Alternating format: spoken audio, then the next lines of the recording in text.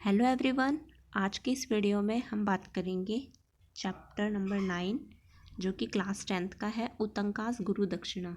उतंक की गुरु दक्षिणा ये चैप्टर है जो कि एक हिंदू पौराणिक कथाओं में उतंक एक प्रसिद्ध गुरु का शिष्य है। एक उसके गुरु है उतंक के, और वो वहाँ पे शिक्षा प्राप्त करने के लिए जाता है। और वहाँ पे जो गुरु की वाइफ होती है यानी उनकी पत्नी, वो गुरु दक्षिणा में कर्ण बालियाँ प्राप्त करने के लिए बोलती हैं उतंक को। तब किस प्रकार से उतंक बहुत सारी डिफ़िकल्टीज़ को पार करता है और उसके बाद में वो उनको कर्ण की बालियाँ जो होती हैं, कर्ण बालियाँ होती हैं, वो ला करके देता है।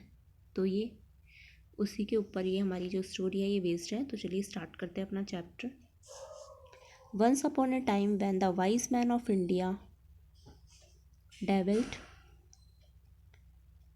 in forest hermitages and made their homes of mud and straw. There lived in such a hermitage a young boy called उतंका। प्राचीन काल में भारत के विद्वान ऋषि वनों में आश्रम में रहा करते थे तथा वे अपने आश्रम मिट्टी व घास फूस से बनाया करते थे। ऐसे ही एक आश्रम में एक तरुण बालक उतंक रहता था। वाइज यानी कि होता है ज्ञानी, और डेवल्ट यानी होता है रहते थे, हर्मिटेज यानी कि आश्रम, और मड यानी मिट्टी, स्ट्रॉ घास उसको कहते हैं। Many years passed by and he grew up, soon he had learned all that his master could teach him. अनेक वर्ष बीत गए थे, मतलब कई ईयर्स पास हो गए थे और वह बड़ा हो गया था। जो उतंक है वो बड़ा हो गया था और उसने जल्दी वह सब कुछ सीख लिया जो उसका गुरु उसको सिखा सकता था। उसके जो मास्टर उसको सिखाया करते थे वो उसने फटाफट से उस चीज़ को सीख लिया था। One day he went to his master and said, dear master, you have taught me all these years and yet I have never once repaid you. Tell me of some gift I may bring you that will please your heart. एक दिन मैं अपने गुरु के पास में गया, master के पास में गया, यहाँ पे मास्टर गुरु को कहते हैं, और उनसे कहा, गुरुजी, आपने मुझे इतने सालों तक शिक्षा दी है और मैंने एक बार भी उसका प्रतिफल आपको नहीं दिया। आप मुझे कोई उपहार बताएं, मतलब कोई गिफ्ट बताएं जिसे मैं लेकर आ सकूं और जो आपके हार्ट को प्रसन्न कर सके, आपके दिल को प्रसन्न कर सके। His teacher said, child, there is nothing that I desire. Go to your mistress and ask her. तो फिर उसके जो गुरुजी है वो कहते हैं, बेटे, कोई ऐसी चीज़ नहीं है जिसको मुझे इच्छा हो। तुम अपनी जो स्वामिनी है, गुरु की पत्नी, वो उनके लिए कहते हैं कि उनके पास जाओ और उनसे पूछो।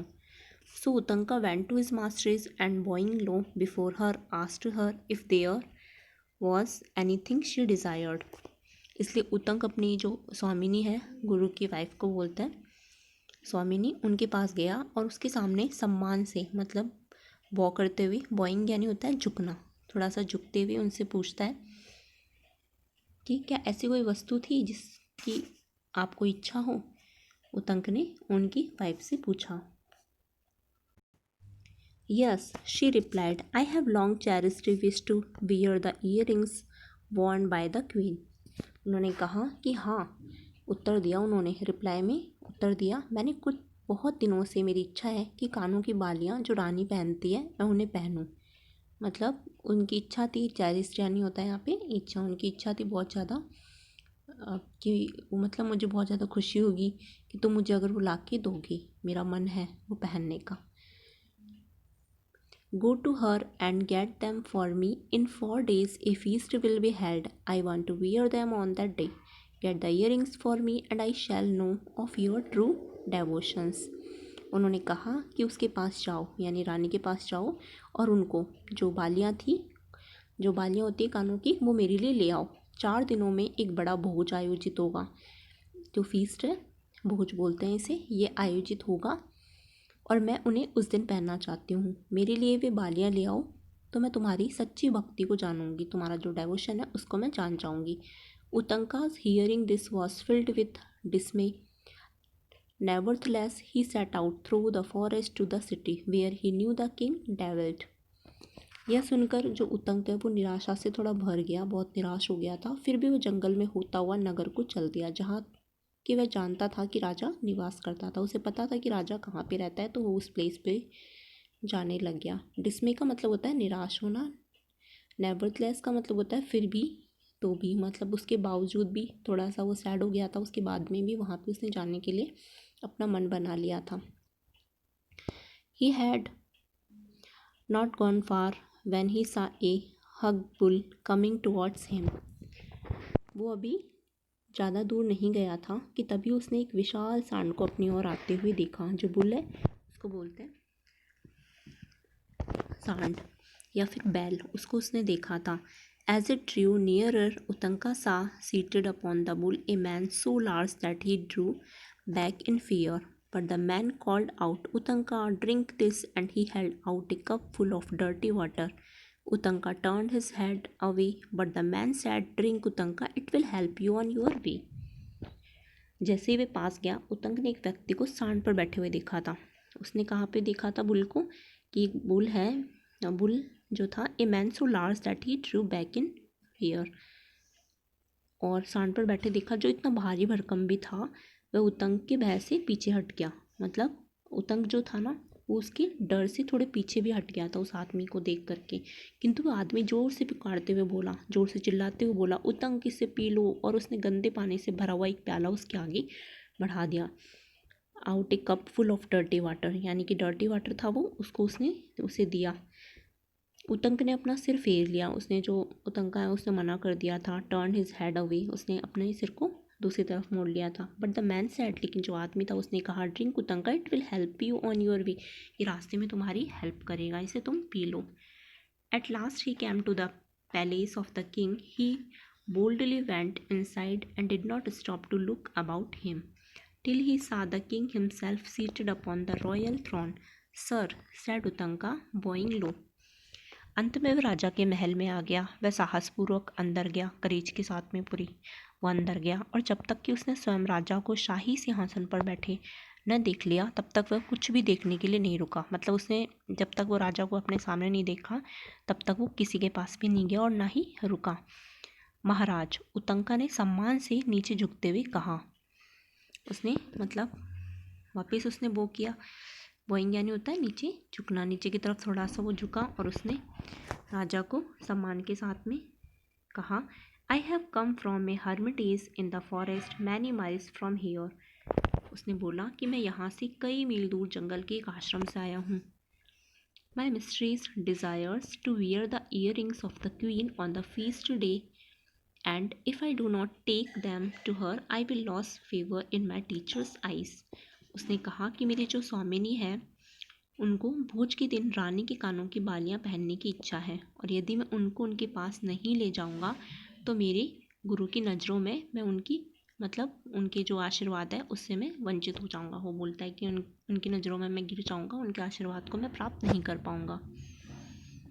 The king smiled kindly upon the boy. You must ask the queen, he said, go to her chamber and asked her. राजा दया से लड़के पर मुस्कुराया। बहुत काइंडली तरीके से उसने स्माइल की राजा ने।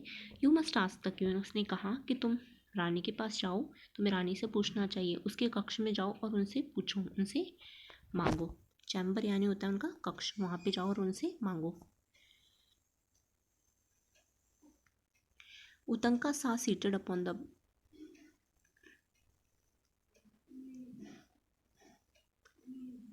The king looked at Utanka as he stood. Utanka went to the queen's chamber, but he could not find her. He went back to the king and said, "Sir, I cannot find her." उतंका जो है वो रानी के कक्ष में गया, उनके chamber में गया, लेकिन उन्हें वहाँ पे वो मिली नहीं, उनसे वो मिल नहीं सका। वह वापस राजा के पास आया और कहा, महाराज, मैं उनसे नहीं मिल सका हूँ।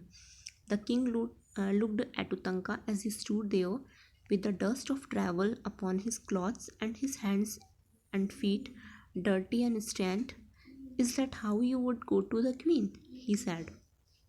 उतंक जब वहाँ खड़ा था तब राजा ने उस पर नज़र दौड़ाई और उसके कपड़ों पर यात्रा की जो धूल जमी हुई थी, जो ट्रैवलिंग करके आया था और डस्टिंग से हो रही थी, उसके क्लॉथ्स बहुत ज़्यादा गंदे हो रहे थे, उसके हाथ तथा पाँव भी गंदे थे और उन पर गंदे गंदे स्पॉट्स हो रहे थे। तो क्या तुम इस प्रकार रानी के पास जाओगे? उसने कहा, जो राजा उसने कहा कि तुम ऐसे रानी के पास जाओगे?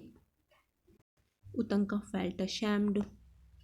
Washed and clean, he again went in search of the queen. This time he found her.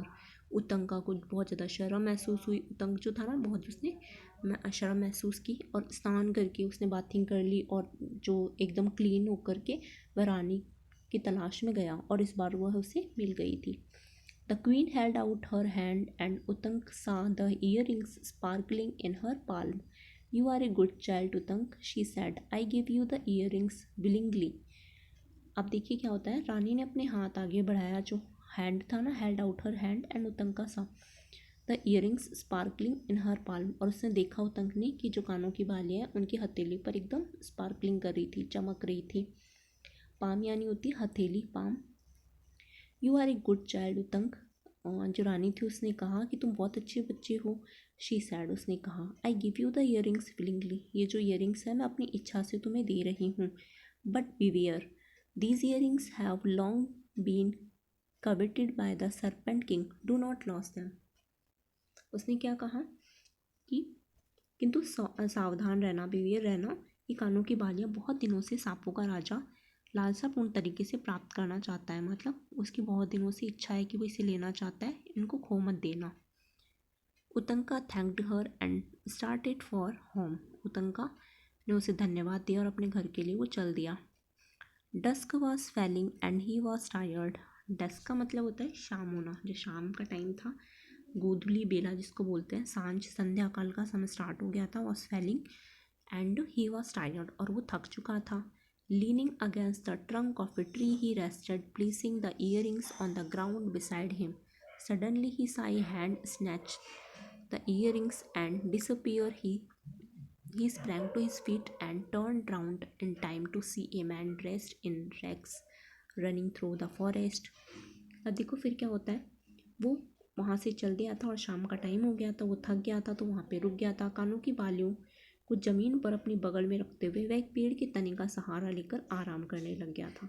अचानक उसने देखा कि एक हाथ ने कानों की बालियों को बलपूर्वक ले लिया, मतलब छीन लिया था। एक पेड़ से किसी ने उसको छीन लिया था, पेड़ में से हाथ निकाल करके, और अचानक से वो गायब हो गया। वह अपने पैरों पर तेजी से उछलकर खड़ा हो गया और समय पर ही जो उसने चिथड़े पहने हुए एक आदमी को जंगल में होकर भागते हुए देखने के लिए मुड़ गया। मतलब अचानक से उसे एक आदमी दिखाई दिया, ड्रेस्ड इन रैग्स, यानी कि उसके कपड़े एकदम चिथड़े टाइप के थे, फटे हुए थे, रनिंग थ्रू द फॉरेस्ट, और उसने देखा कि वो कहाँ पे जा रहा था, फॉरेस्ट की तरफ जा रहा था।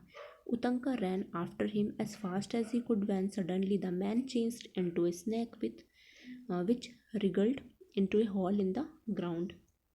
उसने क्या किया, जैसे ही उसने देखा वह मुड़ा और चिथड़े पहने हुए एक आदमी को उसने जंगल में भागते हुए देखा। जितनी तेजी से उतंग भाग सकता था उतनी तेजी से उसके पीछे दौड़ा, जबकि अचानक वह आदमी एक सांप में चेंज हो गया था। मतलब वो जो मैन था वो किस में चेंज हो गया था, एक मैन में जो मैन था वो एक सरपेंट यानी जो स्नैक है उसमें चेंज हो गया था, और बल खाते हुए, जैसे सांप चलता है ना बल खाते हुए, लहर लहर के, उस टाइप से रेंग कर जमीन के बल एक छेद में घुस गया।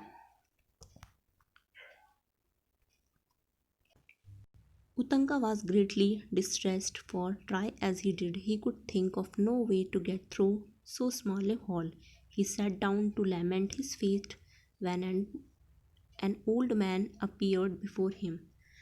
अब क्या हुआ था कि उतंग बहुत ज़्यादा दुखी हुआ, और जैसा कि उसने खूब प्रयास किया था वह उस छोटे से बिल छेद के अंदर जाने का कोई तरीका नहीं सोच सका, क्योंकि बिल बहुत ज़्यादा छोटा था तो वो जा नहीं पाया। वह अपने भाग्य पर, अपनी डेस्टिनी पर विलाप करने के लिए बैठ गया। जब उसके सामने एक आदमी प्रकट हुआ, उसके सामने एक आदमी है ना अपीयर्ड हुआ वहाँ पे।